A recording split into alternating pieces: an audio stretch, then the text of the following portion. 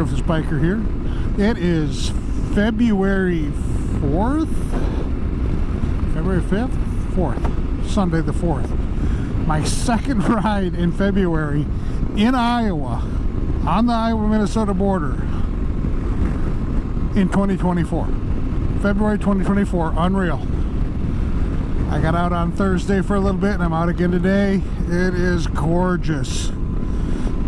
Did some work out in the field and in the woods with my wife, and then sneaking in a little ride because I can, and keeping the streak alive. I'm now at almost to 7 years, I think, where I've ridden at least once every month,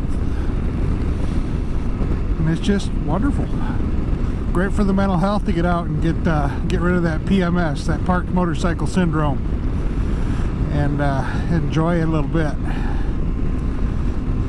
Oh, the world is crazy, life is crazy, yeah, but when you're on the motorcycle, everything goes away and you can just relax and be you, and that's where I'm at right now.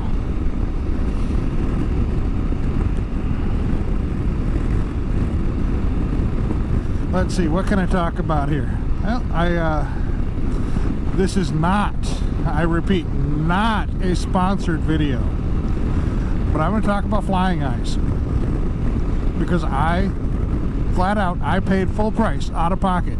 Well, not full price. I use discount codes from other creators, so I got a little bit of a discount, but I paid out of pocket for my glasses and my clip-ons. And frankly, I'm kicking my own backside because I didn't do this years ago. The temples go inside the helmet so comfortably. I've been telling people about them left and right. It's a small company. It's out of Texas. They made them originally for pilots. They're polycarbonate lenses, so if you get in a wreck, you're not going to shatter your glasses and get glass in your eyes. They're just fantastic. They're so comfortable inside my helmet. They don't move around. If my helmet moves, my glasses stay put. I'm just so far very, very impressed with them. I got them in December. I've only been able to ride with them a few times, so granted, I've been riding with them half a dozen times now, probably 4 or 5 times anyway. And every time I ride with them, I'm like, I just can't believe how comfortable they are in the helmet. My other glasses, I can't stand wearing them in my helmets. My sunglasses, they're not super thick temples by any means, but they definitely are less comfortable, and they're just, I can't believe how comfortable these are in my helmet. They're not a sponsor. I would love to take them on as one if they want to be my first, but I'm a nobody. Just a guy that likes riding, and I decided to give them a chance to check them out, and man, what a good decision it was. So if you're looking for some comfortable glasses for in your helmet, I can't recommend enough Flying Eyes Optical. If you want just sunglasses for inside your helmet, they do just sunglasses as well, but they do have prescriptions. They do progressive lenses as well. So, full disclosure, I am not a paid spokesperson. I do not have an affiliate link with them. I don't have anything like that. This is not a sponsored video. But this is me talking about some of the gear that I personally rock while riding. And I will be wearing them throughout the 2024 riding season, anywhere I go, because I'm at the point where my vision, I'm not required to wear corrective lenses. It is not a restriction on my driver's license, but personally I feel more comfortable with them anymore, especially on the motorcycle. And reading GPS and things like that, it's so much easier when I can read them more easily. I had some struggles at the Get On ADV Fest with the mapping app last summer that resulted in me going, alright, it's probably time that I just buck up and accept that I've got to wear them for this. So like I said, they're in my prescription. I've got the magnetic clip-ons for them as well, and they're great.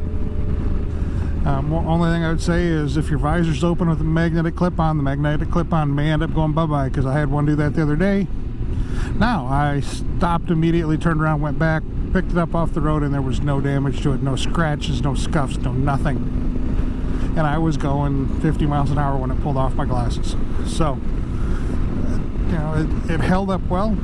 I got lucky. Nobody ran them over or anything, but I went back and got them. They were just fine. But, you know, keep your visor closed if you got them on it, or don't run them when you get your or if you're going to run your visor open, which I run my visor open a lot, so I probably won't use the magnetic clip-ons while riding, but I will use them off the bike, because I'll, rather than carrying 2 pairs of glasses, I'll wear my glasses and carry the clip-ons, because it's just so much less space.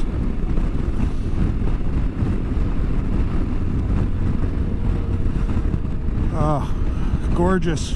It's great being able to be out on the bike in February. I got in January as well, and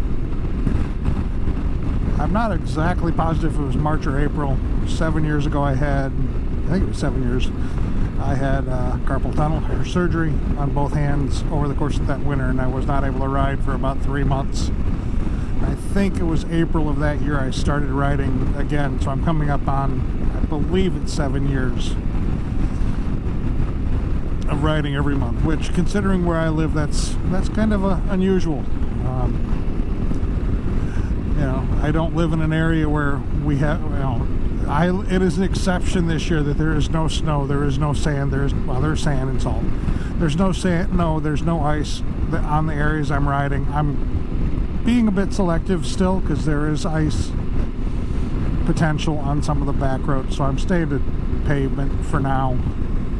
I'm not going to get onto the gravels because they're sloppy. There's been melt and stuff like that, so they're still a little sloppy. I don't really want to deal with me getting as wet and nasty as I would, because I'm not wearing all full riding gear at the moment. I will admit I'm wearing jeans as opposed to riding pants, because I'm too fat for my winter riding pants, or my good ones, and my other ones I have are mesh.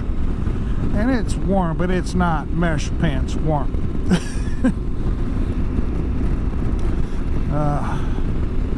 Living in the driftless and getting a ride in February. I love it.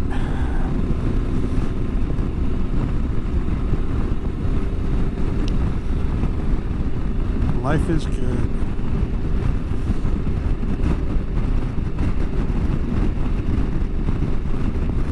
Let's see what else is going on in the world. Harley Davidson recently released their 2024 lineup. I'm not a Harley guy. I've never owned a Harley. I like Harleys, don't get me wrong. I don't have anything against them. In fact, there are 2 of them that are on my list of possibles for when I add another bike to the fleet. I don't foresee me trading either of the bikes that I have, because the Roadliner has no real value other than to me, part value, and that's about it. Not because of anything against the bike, it's just I rode the damn thing to death. It has some mechanical issues, it has lots of wear and tear, because it's got 93,000 miles on it. So there's a few things I could get some money out of if I wanted to sell them, but I'm just going to keep it as it is probably, and ride it a little bit here and there, and just keep my miles limited, or my distances limited. And this bike, how can I trade the bike or sell the bike that I took to Alaska and back?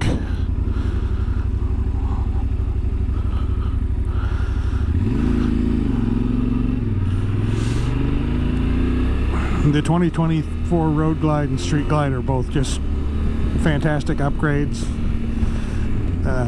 Especially the Road Glide. The Road Glide, I really will admit I have a Jones for. It's a beautiful bike.